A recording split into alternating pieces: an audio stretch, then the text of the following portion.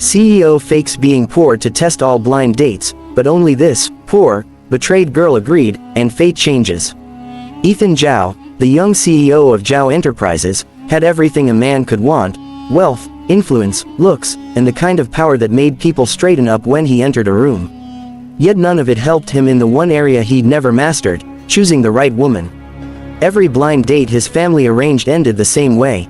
The moment the woman recognized his surname or caught sight of his watch worth more than most apartments, her behavior would change. Laughter became sweeter, touches lingered longer, and conversations revolved around vacations, mansions, and the glittering life they imagined beside him. He was tired of fake smiles, fake intentions, and fake love. So he came up with a test. For the next round of blind dates, he concealed his identity completely. He borrowed a friend's tiny old apartment, wore thrift store clothes, and introduced himself simply as Ethan, a delivery worker between jobs. His assistant and driver were instructed to stay far away. No branded items, no luxury scent, no indications of status. Only raw character. Date after date failed. Some women didn't even sit down before they decided he wasn't worth their time. Others tolerated him for a meal before making an excuse to leave. One laughed openly when he admitted, falsely, that he was struggling to pay bills. But then came Lena Chen. She arrived late, not because she was rude, but because she'd run from a shift at the cafe where she worked double hours. Her hair was slightly messy, her apron still faintly dusted with flour. She apologized breathlessly, bowed slightly, and sat down with a tired but genuine smile. Sorry, work ran long. I hope you didn't wait too much. Ethan found himself studying her face, not because she was the most beautiful woman he'd ever met, but because she was perhaps the first who looked at him without a glimmer of calculation. No worries, he said. I'm glad you came. They talked, really talked. Not about wealth or status or fancy restaurants, but about childhood memories, silly dreams, fears they rarely admitted to anyone. Ethan found himself laughing, relaxing, forgetting that he was supposed to be testing her. When he offered to split the bill, she immediately objected. You invited me, she said softly, but I know how hard it is when money is tight. Let me help. She insisted on paying half from her tiny salary. Nobody had ever done that for him. Ethan left the date shaken. Not because she'd impressed him, but because she'd touched something inside him he'd forgotten existed: sincerity. But fate, as always, was not satisfied with simplicity. A week later, Ethan saw Alina again, by pure accident. She was sitting on the curb outside the cafe where she worked, shoulders trembling as she tried to hold back tears. He approached cautiously. Lena, what happened? She looked up, startled. It took her a moment to recognize him. Her eyes, wet with betrayal, softened slightly. My boyfriend, well, my ex now. He cheated on me with a coworker. She gave a small laugh, raw and broken. I guess I was too boring, too poor, too ordinary. Ethan's chest tightened. He sat beside her, and for the first time since childhood, he didn't know what to say.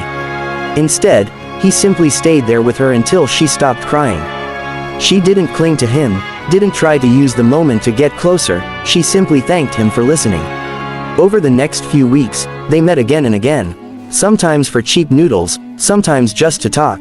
Ethan found himself looking forward to her messages, to her shy smile, to her quiet resilience.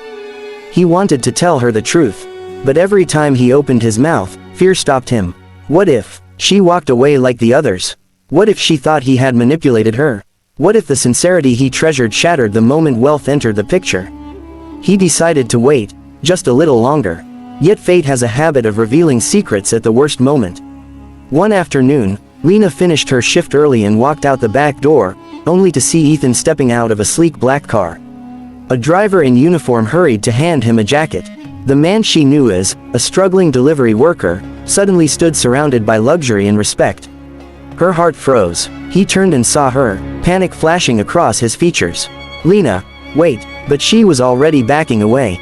You lied, she whispered. All this time, you lied. It wasn't like that. I wanted to know if someone could see me, not my money. But I saw you, the you that you showed me. Who was the real one? She left him standing there, feeling, for the first time in years, utterly powerless.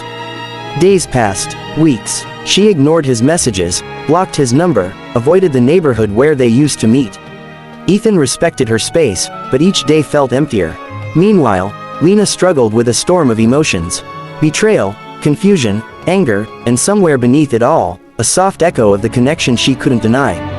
One evening, she found a small envelope slipped under her apartment door. No fancy lettering, no expensive seal. Just her name, written simply. Inside was a single note. I won't ask you to forgive me. I only ask that you tell me what was real for you, because everything was real to me. She read it over and over. Something in her chest cracked. She went to see him. He was sitting alone at the tiny cafe where they had first talked, wearing those same thrift store clothes. No luxury car, no assistant, just Ethan, the man she had gotten to know.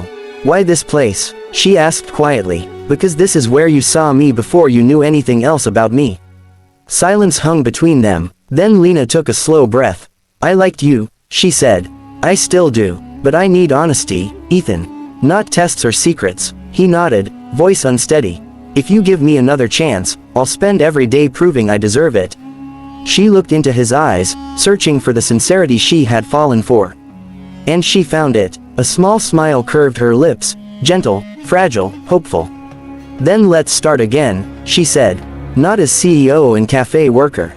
Not as poor boy and betrayed girl. But simply two people who had finally found each other without masks.